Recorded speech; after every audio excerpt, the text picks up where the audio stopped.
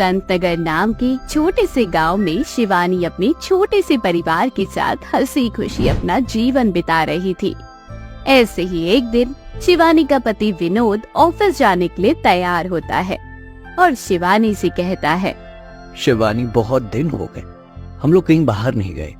आज शाम को मैं जल्दी से घर आ जाऊंगा, फिर तुम, मैं और हमारी छोटी सी गुड़िया हम सब एक साथ बाहर जाएंगे डिनर करने।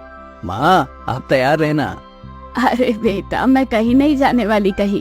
एक काम करना, तुम बहू को और गुड़िया को साथ ले जाना। इस उम्र में बेटे बहू के साथ बाहर खाने पर जाना है, ये मुझे शोभा नहीं देगा। माँ जी, सब चाहते हैं और आप जानती हो ना, आपके बिना हमें अच्छा नहीं लगता कहीं। अब मान भी जाओ। अच्छा चलो, ये सोचकर हमारे साथ चलो कि गुड़िया को कौन संभालेगा। अच्छा बाबा, ठीक है, चल लूंगी। आप खुश? काफी मनाने पर शिवानी की सास शीला भी मान जाती है। कुछ देर बाद विनोद ऑफिस के लिए चला जाता है। पूरा दिन निकल जाता है और शाम को शिवानी और शीला बाहर जाने के लिए तैयार हो जाते हैं और विनोद के आने का इंतजार करते हैं। पर शाम से रात हो जाती है पर विनोद नहीं आता। अब शिवानी और शीला का मन घबराने लगता है और कुछ देर बाद शीला के घर पर उसके जवान बेटे की लाश आती है। ये मंजर देखकर शीला का मानसिक संतुलन खराब हो जाता है और वह पागल हो जाती है। पल भर में शिवानी के ऊपर दुखों का पहाड़ टूट जाता है और घर की सारी जिम्मेदारियां अकेली शिवानी के ऊपर आ जाती है। ऐसे ही एक दिन शिवानी खाना बना रही होती है और वे देखती है कि उसके घर का सारा राशन खत्म हो चुका है। हे भगवान, घर का सारा राशन खत्म हो चुका है और मेरे पास पैसे भी नहीं है। सारी सेविंग भी खत्म हो गई है माँ जी के इलाज में, पर अब तक माँ जी ठीक भी नहीं हुई है। अब मैं क्या करूँ? शिवानी को कुछ समझ नहीं आ रहा था कि वो करे तो क्या करे। अब उसके पास दूसरा कोई रास्ता नहीं बचता, इसलिए वे घर का एक एक सामान बेचना शुरू कर देती है और वे सबसे पहले फ्रिज को बेचती है। इस तरह से घर का सारा सामान बिक जाता है। पर जिंदगी इतनी छोटी नहीं होती कि कुछ बेचकर अपना जीवन बिताया जा सके। हे भगवान, मैं क्या करूं? आखिर तू मुझसे कौन से जन्म का बदला ले रहा है?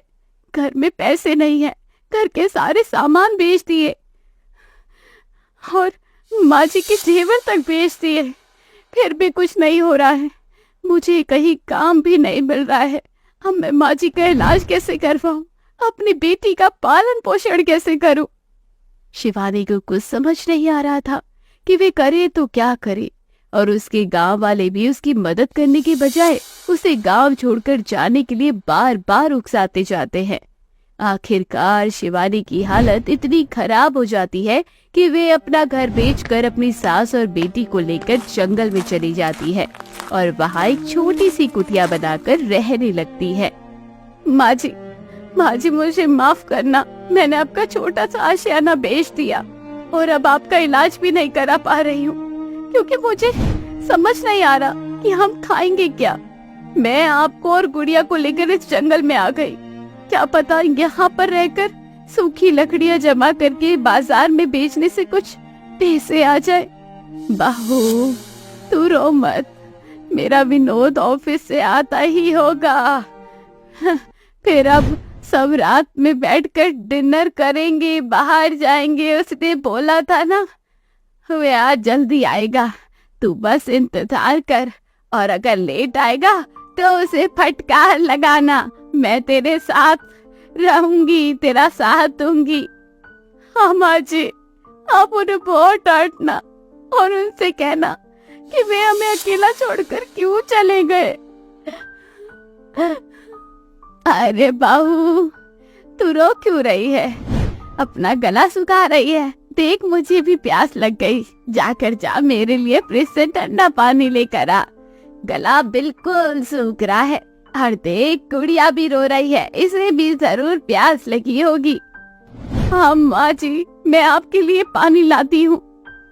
इतना बोलकर शिवानी अपनी सास के लिए एक गिलास पानी लेकर आती है, पर गर्मी के कारण वे पानी इतना गर्म होता है कि शीला पानी पी ही नहीं पाती। पानी को फेंक कर वे गुस्से में अपनी बहू से बोलती है, बहू, मैंने तुझे कहा था मुझे ठंडा पानी चाहिए, फिर ये गर्म पानी क्यों दे रही है मुझे?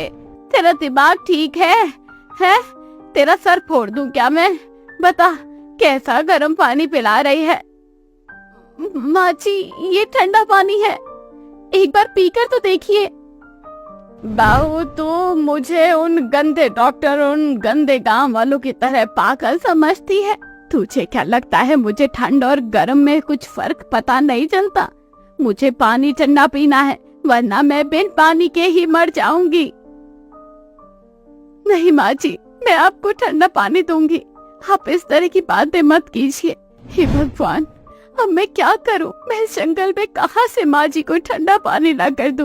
अब शिवानी को समझ नहीं आता कि वो ठंडा पानी कहां से लेकर आए, पर फिर भी वे ठंडा पानी की तलाश में कुटिया से बाहर निकलती है और थोड़ी दूर जाकर उसे एक मटका नजर आता है। उस मटके को शिवानी अपनी कुटिया में ले आती है और उसमें पानी भरकर रख देती है। कुछ देर बाद जब शिवानी उस मटके को खोलती है तो उसमें वे पानी न देखकर एक छोटा सा फ्रिज देखती है, और जब शिवानी उस फ्रिज को मटके से बाहर निकालती है तो वे फ्रिज बड़ा हो जाता है। उस मटके का ये चमत्कार देखकर शिवानी के होश उड़ जाते हैं और वो मटके को अपने हाथ में उठाकर बोलती है, ये कैसा चमत्कारी मटका है? मैंने तो उसमें पानी भरा था ताकि पानी ठंडा हो जाए और मैं माँ जी को ठंडा पानी दे सकूं, पर इसमें से छोटा सा फ्रिज निकला, और जब मैंने उस फ्रिज को मटकी से बाहर निकाला तो वो फ्रिज इतना बड़ा हो गया। ये सब क्या हो रहा है? शिवानी ये सब कुछ सोच रही होती है कि तभी वे मटका शिवानी के हाथ से उड़ जाता है और हवा में लटक जाता है। उस मटके में से तेज रोशनी निकलती है और वे मटका शिवानी से कहता है, हाँ शिवानी, क्योंकि मैं एक जादुई मटका हूँ, पर मुझे कई साल पहले एक ऋषि मुनि ने श्राप दे दिया था, तब से मैं बेचैन पड़ा हुआ था, पर तुम्हारा हाथ लगते ही मैं श्राप से मुक्त हो गया हूँ और मेरी सारी जादुई शक्तियाँ वापस आ गई। मैं हमेशा तुम्हारे साथ रहूंगा। अब तुम्हें फिक्र करने की कोई जरूरत नहीं है। तुम्हें जो भी चाहिए हो वो सोचकर पानी तुम भर देना और वो पानी उसी चीज में तब्दील हो जाएगा जो तुम्हें चाहिए। इतना बोलकर मटका नीचे आ जाता है और इस बार शिवानी अपने घर के बारे में सोचकर उस मटके में पानी भरकर रख देती है।